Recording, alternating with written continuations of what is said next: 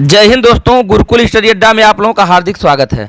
दोस्तों, बहुत से मित्रों का यह प्रश्न था कि सर बता दीजिए कि यूपी में प्राइमरी शिक्षक भर्ती के लिए आवेदन कितनी उम्र सीमा तक कर सकते हैं। तो आज के वीडियो में मैं सभी कैटेगरी का बताने जा रहा हूं कि जनरल हो, चाहे ओबीसी हो, एससी हो, एसटी हो, दिव्यांग हो, भूतपूर्व सैनिक हो, शिक्षा मित्र हो, सभी कैटेगरी के लिए एज लिमिट क्या है और एज लिमिट में छूट किन किन कैटेगरी को मिल रही है, कितना मिल रहा है, सब मैं आज के वीडियो में बताने जा रहा हूं।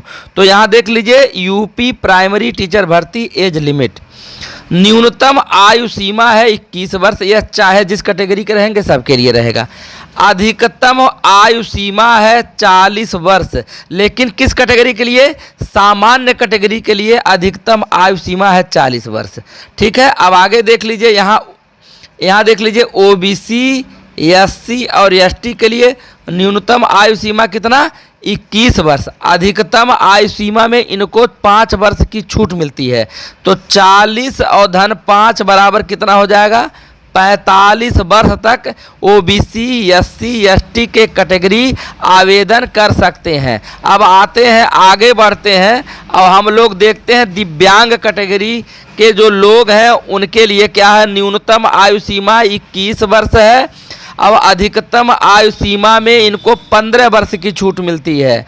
तो 40 धन 15 बराबर हो जाएगा, यहाँ देखिए 55 वर्ष तक दिव्यांगजन आवेदन कर सकते हैं।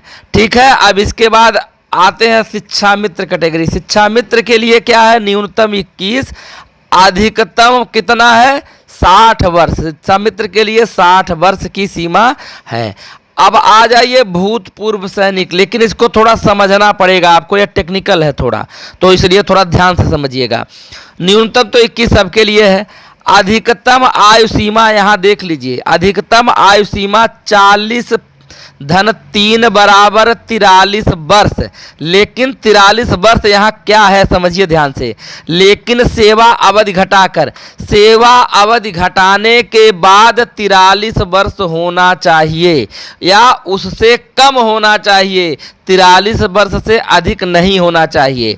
तो यह सेवा अवधि घटाने का क्या तात्पर्य है यहाँ समझ लीजिए, थोड़ा ध्यान समझिएगा।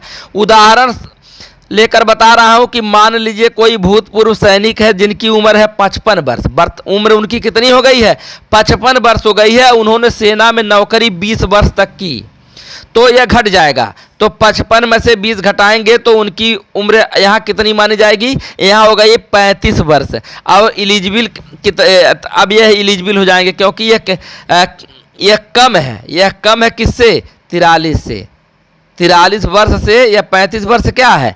कम है। लेकिन एक चीज़ और यहाँ और प्रतिबंध है कि अधिक वास्तविक आयु 62 वर्ष से अधिक नहीं होनी चाहिए, क्योंकि 62 साल में तो प्राइमरी शिक्षक रिटायर हो जाते हैं। तो ऐसा नहीं कि 62 वर्ष हो। अब इसका मतलब आप समझ गए होंगे पूरी बात कि अधिकतम। अब यहाँ मान लीजिए, अगर उदाहरण स्वरूप अगर हम लोग 60 वर्ष का लेते हैं, चलिए 60 वर्ष लेकर के चेक किया जाए कि अगर मान लीजिए कि वास्तविक उम्र 60 वर्ष है, ठीक है, और सेना में नौकरी वास्तविक 60 वर्ष हो गया, सेना में नौकरी मान लीजिए इन्होंने 20 वर्ष किया हुआ है।